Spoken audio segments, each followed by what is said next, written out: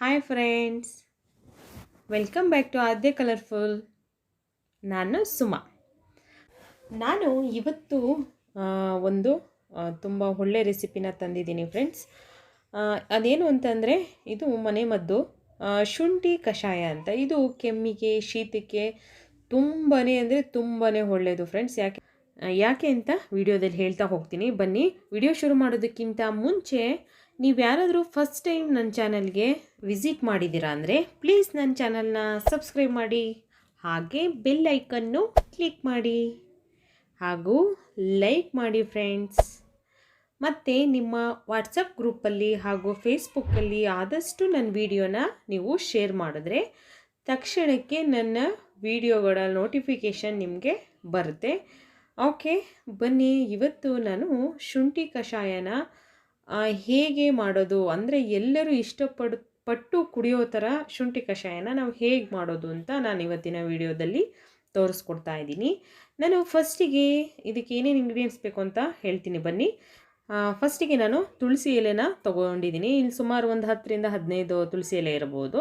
ಹಾಗೆ ಒಂದು ಅರ್ಧ ಟೀ ಸ್ಪೂನ್ ಆಗೋಷ್ಟು ನಾನು ಅಡುಗೆ ಅರಿಶಿನ ತೊಗೊಂಡಿದ್ದೀನಿ, ನೋಡ್ತಾ ಇದ್ದೀರಲ್ಲ. ಹಾಗೆ ಒಂದು ಅರ್ಧ ಸ್ಪೂನ್ ಆಗೋಷ್ಟು ಮೆಣಸಿನ ಪೌಡರು, ಪೆಪ್ಪರ್ ಪೌಡರ್ನ ತೊಗೊಂಡಿದ್ದೀನಿ. ಓಕೆ, ಹಾಗೆ ನಾನು ಇಲ್ಲಿ ಒಂದು ಬೌಲ್ ಆಗುವಷ್ಟು ನೀರನ್ನ ತೊಗೊಂಡಿದ್ದೀನಿ, ಸಣ್ಣ ಬೌಲಲ್ಲಿ. ಹಾಗೆ ನೋಡಿ, ನಾನು ಬೆಲ್ಲ ತೊಗೊಂಡಿದ್ದೀನಿ, ಸ್ವಲ್ಪ ಬೆಲ್ಲ ತೊಗೊಂಡಿದ್ದೀನಿ. ಹಾಗೆ ಶುಂಠಿನ ಸಣ್ಣದಾಗಿ ಹೆಚ್ಚಿ ಇಟ್ಕೊಂಡಿದ್ದೀನಿ. ಹಾಗೆ ಒಂದು ಲೋಟದಲ್ಲಿ ನಾನು ಹಾಲು ತೊಗೊಂಡಿದ್ದೀನಿ. ಬಿಸಿ ಹಾಲಾದರೂ ಆಯಿತು, ತಣ್ಣಗಿರೋದಾದರೂ ಆಯಿತು, ಪರವಾಗಿಲ್ಲ.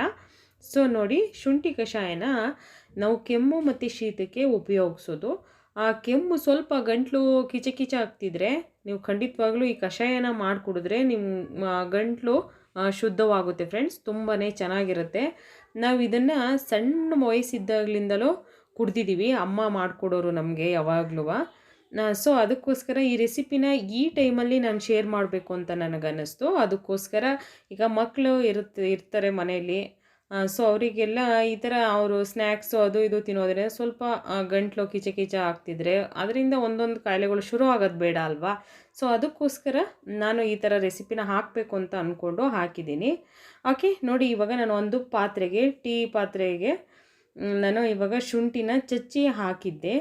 ಒಂದು ಲೋಟ ನೀರು ಹಾಕಿಬಿಟ್ಟು ಶುಂಠಿ ಚಚ್ಚಿ ಹಾಕಿ, ಅದಾದ ನಂತರ ಬೆಲ್ಲ ಮತ್ತು ತುಳಸಿ ಎಲೆ, ಮೆಣಸಿನ ಪೌಡರ್ ಇಷ್ಟನ್ನು ಈಗ ಹಾಕಿ ಬೇಯೋಕ್ಕೆ ಇಟ್ಟಿದ್ದೀನಿ. ನೋಡಿ, ಬೇಯ್ತಾ ಇರಬೇಕು ಇದು ನೀರು. ನಾವು ಏನು ಈಗ ಒಂದು ಲೋಟ ಒಂದು ಕಪ್ ಆಗುವಷ್ಟು ನೀರು ಹಾಕಿದ್ದೀನಲ್ಲ, ಸೊ ಅದು ಆ ನೀರಲ್ಲಿ ಒಂದು ಅರ್ಧ ಭಾಗವಷ್ಟು ಫುಲ್ ಹಿಂಗಬೇಕು, ಅಷ್ಟು ಬೇಯಿಸಬೇಕು ನಾವು. ಸುಮಾರು ಇದನ್ನು ನಾನು ಒಂದು 20 ಮಿನಿಟ್ಸ್ ಬೇಯಿಸಿದ್ದೀನಿ. ಇದೇ ಥರ ಮಸಾಲೆ ಪೂರ್ತಿ ಹಾಕ್ಬಿಟ್ಟು ಅದನ್ನು ಅಷ್ಟು ಬೇಯಿಸಿದ್ರೆ ಮಾತ್ರ ನಾವು ಶುಂಠಿಲಿ ಮತ್ತು ತುಳಸಿ ಎಲೆಯಲ್ಲಿ ಇರೋವಂಥದ್ದೆಲ್ಲ ಬಿಟ್ಕೊಳ್ಳೋದು. ಸೊ ಅದರಲ್ಲೇ ನಮಗೆ ಒಳ್ಳೆ ಮನೆಮದ್ದು ಸಿಗೋದು. ಸೊ ಅದಕ್ಕೋಸ್ಕರ ಇವಾಗ ನಾನು ನೋಡಿ, ಇದಕ್ಕೆ 1 ಲೋಟ ಹಾಲು ತೊಗೊಂಡಿದ್ನಲ್ಲ, ಸೊ 1 ಲೋಟ ಹಾಲನ್ನ ನಾನಿವಾಗ ಹಾಕಿದ್ದೀನಿ.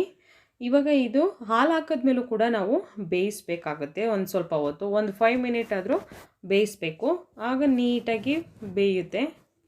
ಓಕೆ, ನಿಮಗೆ ಇನ್ನೊಂದು ಸ್ವಲ್ಪ ಖಾರ ಅನಿಸಿರೆ ಮಕ್ಕಳಿಗೆ ಇನ್ನೂ ಸ್ವಲ್ಪ ನೀವು ಬೇಕಿದ್ರೆ ನೀರು ಇಲ್ಲ ಹಾಲನ್ನು ಆ್ಯಡ್ ಮಾಡ್ಬೋದು ಫ್ರೆಂಡ್ಸ್. ಅಂದರೆ ಸ್ವಲ್ಪ ಖಾರ ಇದ್ದೇ ಇರುತ್ತೆ, ಖಾರವಾಗಿ, ಬಟ್ ಕುಡಿಬೋದು, ತುಂಬ ಚೆನ್ನಾಗಿರುತ್ತೆ. ಅದಕ್ಕೋಸ್ಕರ ಎಲ್ಲ ಮಕ್ಕಳು ಇದನ್ನು ಇಷ್ಟಪಡ್ತಾರೆ. ಯಾಕೆಂತಂದರೆ ಈಗ ನಾವು ಮಾಮೂಲಿಯಾಗಿ ಮಾಡೋವಂಥದ್ದು ತುಂಬಾ ಖಾರ ಇರುತ್ತೆ, ಹಾಲು ಹಾಕ್ತಲೇ ಮಾಡೋದು. ಸೊ ಅದಕ್ಕೋಸ್ಕರ ನಾನು ಹಾಲು ಹಾಕಿ ಈ ಥರ ಮಾಡೋದ್ರಿಂದ ನಾವು ಮಕ್ಕಳು ಕುಡಿತಾರೆ. ಸ್ವಲ್ಪ ತಣ್ಣಗಾದ್ಮೇಲೆ ಕೊಡಿ, ಏನೂ ಆಗೋಲ್ಲ. ಬಿಸಿದು ನಾವು ದೊಡ್ಡವರಿದ್ದರೆ ಸ್ವಲ್ಪ ಸುಡೋದು ಬಿಸಿ ಇದ್ದಾಗಲೇ ಕುಡಿದ್ರೆ ಗಂಟ್ಲಲ್ಲಿ ಏನಾದರೂ ಅದಕ್ಕೆ ಒಂದು ಕೆಮ್ಮು ಅಥವಾ ಶೀತನೋ ಆಗಿದ್ದರೆ ಬೇಗ ಸರಿಯಾಗುತ್ತೆ. ಇದನ್ನು ಕುಡಿದು ಒಂದು 5 ಮಿನಿಟು ಬೆಡ್ಶೀಟ್ ಹೊಚ್ಕೊಂಡು ಮಲ್ಕೊಂಡ್ರೆ ಸಾಕು, ಶೀತ ಕೆಮ್ಮು ಏನೇ ಇದ್ದರೂ ಬೇಗ ಸರಿಯಾಗುತ್ತೆ. ಓಕೆ, ನೋಡ್ತಾ ಇದ್ದೀರಲ್ಲ, ಶುಂಠಿ ಕಷಾಯ ರೆಡಿಯಾಗಿದೆ ಫ್ರೆಂಡ್ಸ್. ನೀವು ಇದನ್ನು ಮನೆಯಲ್ಲಿ ಮಕ್ಕಳಿಗೆ ಅಥವಾ ದೊಡ್ಡವರಿಗೆ ಹುಷಾರಿಲ್ದಲೇ ಇದ್ದಾಗ, ಕೆಮ್ಮು ಶೀತ ಆದಾಗ ಮಾಡಿಕೊಡಿ. ಓಕೆ, ನೀವು ಯಾರಾದರೂ ನನ್ನ ಚಾನಲ್ಗೆ ಸಬ್ಸ್ಕ್ರೈಬ್ ಮಾಡಿಲ್ಲ ಅಂದರೆ ಪ್ಲೀಸ್ ನನ್ನ ಚಾನಲ್ನ ಸಬ್ಸ್ಕ್ರೈಬ್ ಮಾಡಿ ಫ್ರೆಂಡ್ಸ್. ಓಕೆ, ನಾನು ಇವತ್ತಿನ ವಿಡಿಯೋನ ಇಲ್ಲಿಗೆ ಮುಗಿಸ್ತಾ ಇದ್ದೀನಿ. ಬಾಯ್, ಸಿ ಯು.